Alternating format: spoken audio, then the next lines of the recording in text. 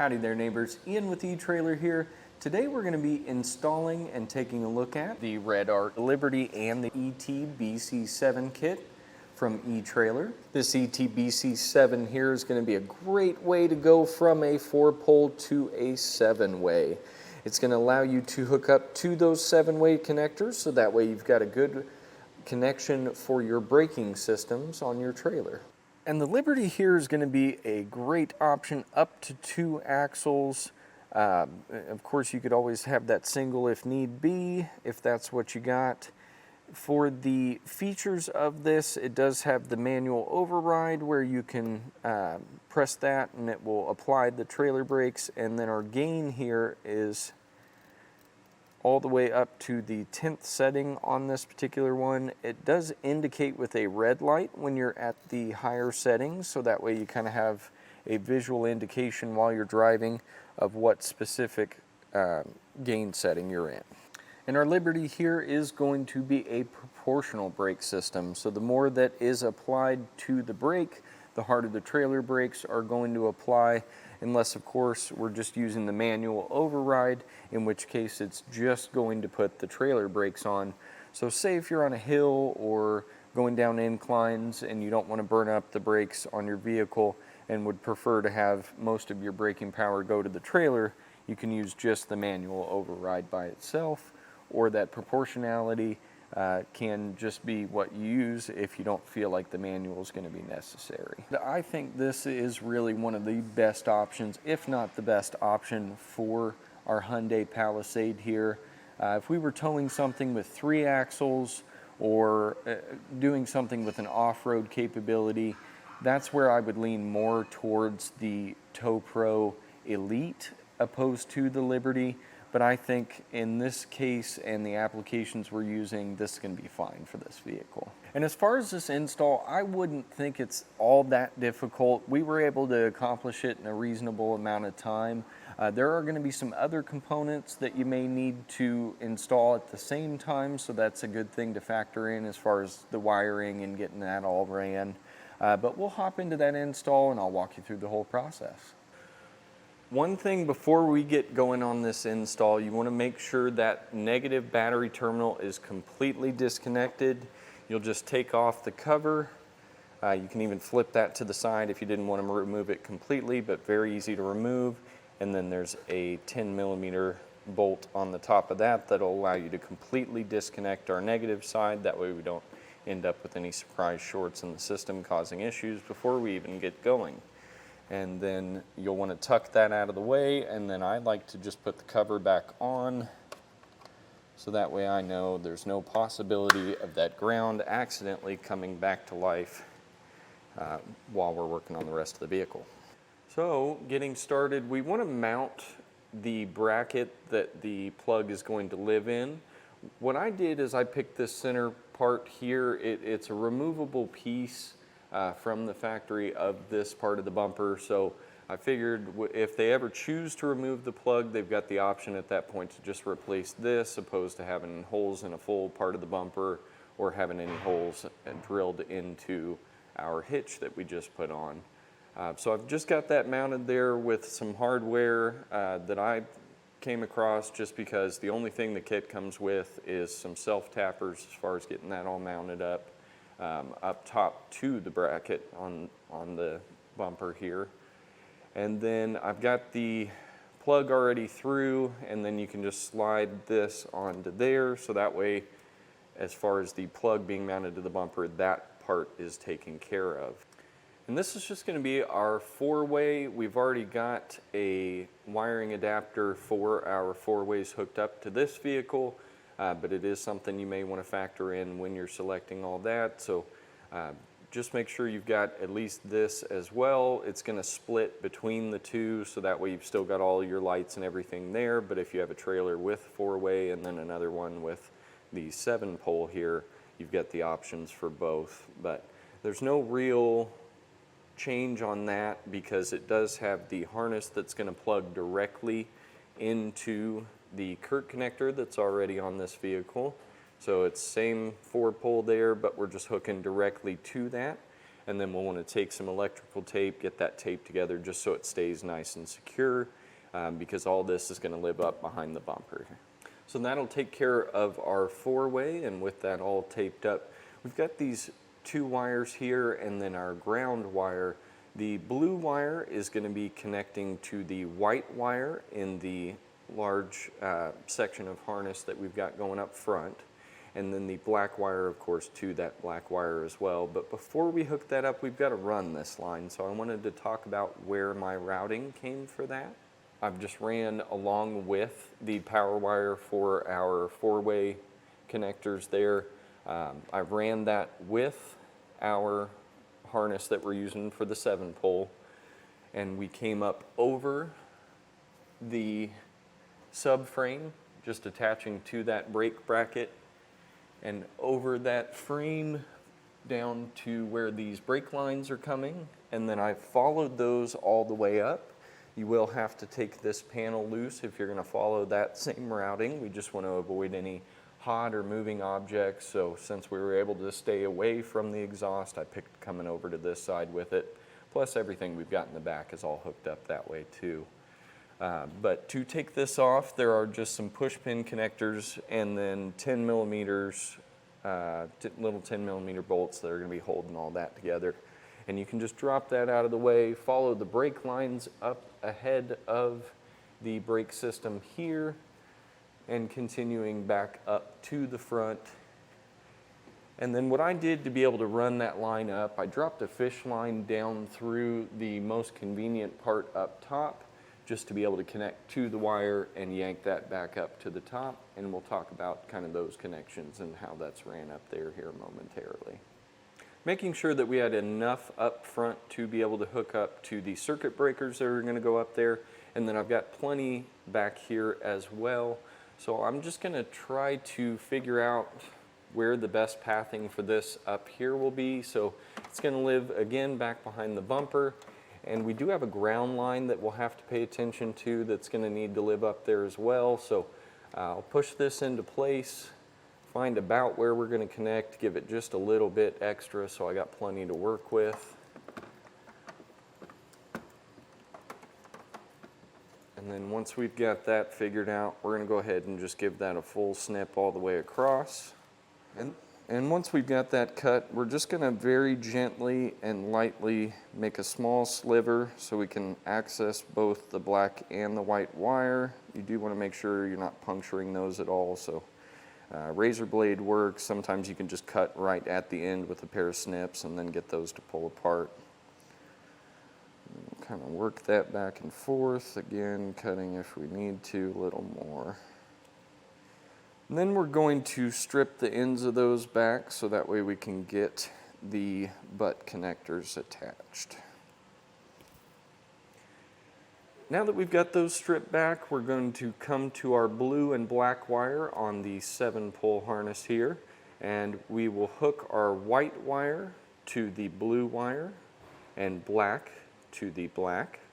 The kit does not come with heat shrink butt connectors. We do offer them on the website, and since this is going to be living at the back of the vehicle, we don't want any road grime or corrosion to get into that connection and cause issues down the road. So we're going to get these crimped in there and then go ahead and heat shrink that up, and I'll show you how to do so. Now we're going to come through, since this is all heat shrink, we're just going to get that nice and warm and wait for that shrink down enough to seal those ends, keeping all that debris out of there. So now we need to use the white wire with the attached ring terminal to get to a chassis ground. There's a few options as far as trying to get a good chassis ground. You can either come over here, but what I think I'm going to do is come up over the back of the hitch and try to get up in this area. So I did kind of have to reroute as far as that ground. I ended up going above the hitch here and onto where this bracket for the rear bumper is going to mount. Part of that is because how short the harness coming out of your 7-pole connector here for the ground is going to be. It is going to make it a little difficult, so you may have to extend it, which is completely okay. Again, just making sure to use those heat shrink butt connectors so that way everything stays corrosion free and functions as intended. Now we're going to take either an extra section of wire, or we do sell by the foot wire as well, so that way we can run from our circuit breakers that are going to be up here in the engine bay back to the brake controller in the vehicle. So we need to go through the firewall. I found a grommet that's got a nice big harness coming through it. I've just gone right below the harness, pushed a long screwdriver through so that way I can see it here up in the engine bay. I'm going to tape that to the end of my wire here and then get that pulled through so that way we can make sure we've got our power that needs to go to the brake controller once we've got it in there. So next we're going to strip back the wires that are ran into the vehicle through the firewall there. We're going to take one of our smaller terminal ring connectors here, and we can put one on each side because they are going to be going to the circuit breakers we're going to install. And with those wires ran through the firewall, now we can hook up our circuit breakers here. The kit's going to come with 3 different options, a 20, a 30, and a 40. What we're hooking up, since we've got the Redarc Liberty that's going to be going in for the brake controller, is going to be the 30 amp circuit breaker, and the black wire that's ran through the firewall is going to go to the auxiliary silver post. And then we did make a jumper with, again, ring terminals that are going to be going to our positive connector. And then our 40 amp down here below is going to, again, have our jumper that we've created to our power post, that copper plated terminal there. And then on our silver terminal here, that is going to go to the main harness that we ran the 2 wires back. The intent of that one is going to be our 12 volt power to the 7-pole connector. And then we've got our 30 amp connector here that is ran for that same ETBC7 system, going back to feed the power to our brake controller in the vehicle. We've got our ETBC7 ran through the firewall already, and that's sealed back up so we don't have any debris or corrosion or anything that's going to attempt to come into the vehicle, moisture, things like that. We're going to take these wires, just set them off to the side now so that way we can get this dash panel off. And to access that, we're just going to pull on this fuse panel from the bottom. It'll fall off. And then we're going to need to get this side panel off here. So what I've done is just applied a little pressure to the side. You can see a gap start, and then you can either start at the bottom or the top and kind of work your way down. But we're just going to get those clips to unhook, and then once we've got that whole panel off, you may just have to kind of keep angling a little further and further out and make sure that weather strip gets out of the way there. We're trying to access these 2 Phillips heads that we'll need to get loose, and then there is another Phillips head here towards the bottom. There's a flip down panel that you want to find the edge of. And then to open this tiny access panel, you can either use a small flathead or just something that can be wedged in the top.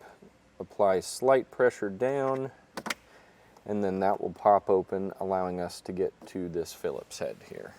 And we'll want to remove that, and then the other 2 that I showed you, and then I'll show you how to take the panel out.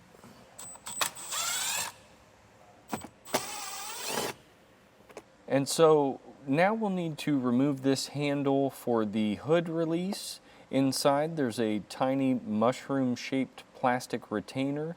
What I found to work is just using a 7mm that will sit over it and applying a good amount of pressure so that it pushes the tabs down, and then you should be able to just slowly work that off all the way around until that handle removes. As we're pulling this away, we want to try to get this corner away from the top here. So it's got a little push tab that's just going to snap into it, and once you've got that loose, we should be able to come up and out.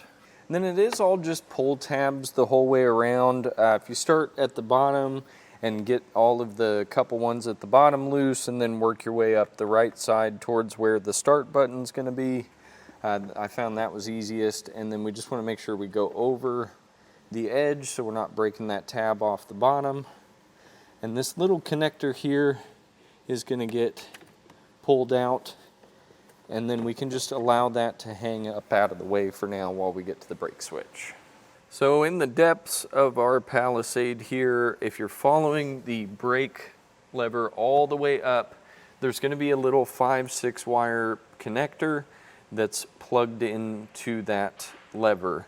What we'll do is we'll unplug that. There's going to be a green wire with an orange stripe. Very important that it's the green wire with the orange stripe. We're going to cut into that and then splice in our red wire from our connector to our brake controller here. So that's going to run the cold side of the stop lamp switch, activating the brake lights for the trailer when we get the controller hooked up.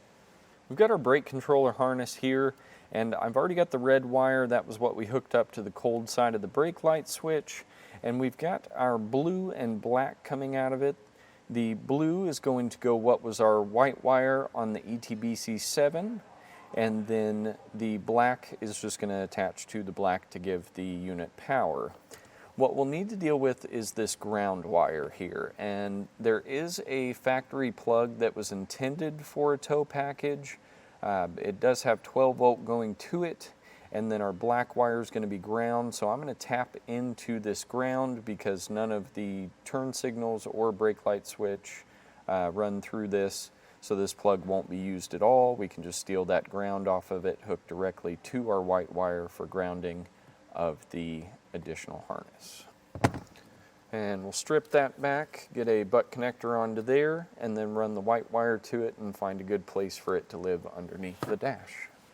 So now we're going to take the controller box. I've already got some zip ties ran through here just to kind of see if that's going to work as far as getting this mounted up. We want to find a nice hard surface and orient this either in a horizontal or vertical position. It can have mild diagonal issues as far as how it's going to sit in there, but we don't want to attach this to any wire loom or anything that's going to have vibration or movement, because it will cause issues with the sensors that are inside of it, and may not function as intended that way. But before we hang this up, we're just going to plug in this top connector. This will be the wire that's going to be going to our switch that'll be mounted on the dash. And so just having that connected in is going to make it a little easier and not have us have to fight to get it in once we've got this hung to something underneath. Before we go and button all this up and get it all back together, best thing you can do for yourself is test it. Make sure it's going to function as intended. Run through all the lights, run through the brake feature, the manual override of pushing the buttons. Make sure everything's working back there at the 7-way, whether you've got a hook up to your trailer, if you've got a test box like we've got. We just ran through it to make sure that it is going to function as intended, and then that's when we'll go ahead and get the dash back together, find a good spot for all those wires to live using those zip ties, get everything buttoned up and squared away so that way we're ready to hook up to the trailer. So last thing we're going to do is we're going to connect our battery ring connectors that came from our circuit breakers over here up to our positive side, and then hook the negative side of the battery back up, put our 15 amp fuse in our 4-pole connector module line there for that to have power as well, and close that up so it stays nice and secure. But more than anything, we want to make sure that we've got those nice and snug so that way there's not any shorting or any issues there, and we'll give that a good test in the back. So you'll see here where we've got everything tucked away. The controller is sitting against a bracket nice and snug with a couple zip ties.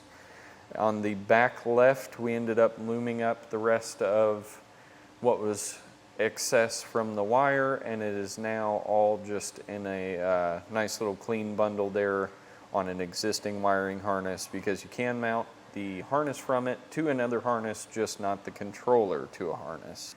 Now with the dash back into place the way it should be, we need to figure out how to mount this, and it's kind of up to you where you'd prefer it to be.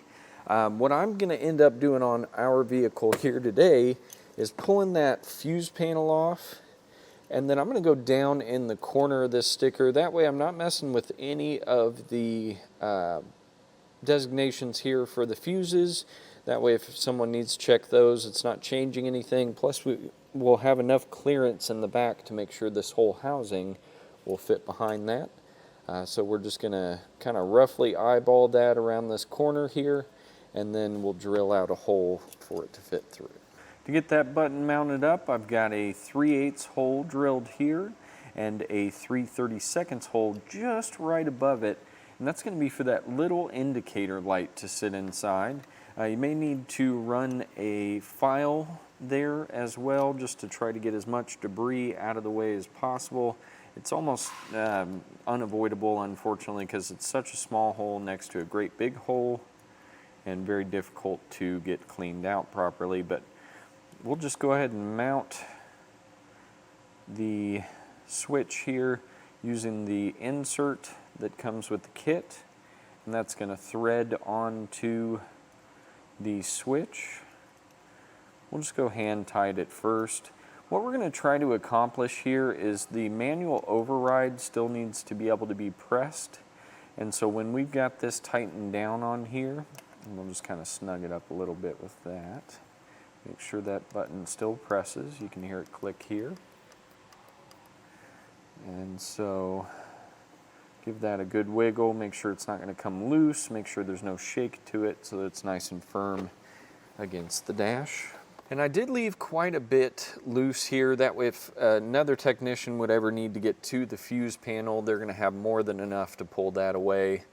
So we can go ahead and just hook up here and then tuck that wire back up against the rest of those. You'll see it is coming on to indicate that it's getting good power. And then we'll put this back here. Now this little knob, what we're going to want to do is turn this all the way counterclockwise until it stops. And then we'll find our identifying marks on the top here, and 0 is going to be right at the top where that little indicator is blinking. And we'll press that onto there. That way we've got our full gain control.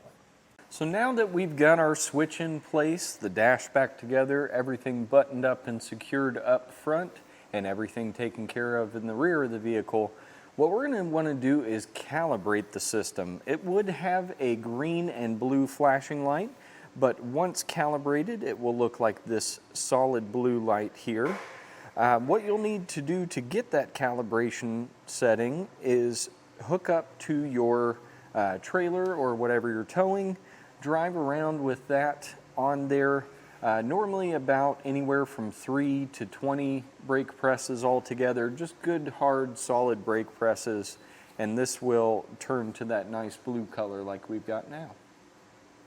And now that we've got the ETBC7 all hooked up, we're just going to run through the functions, make sure they go as intended. So we're starting with our brakes, and then the left turn, the right turn, and of course our running lights.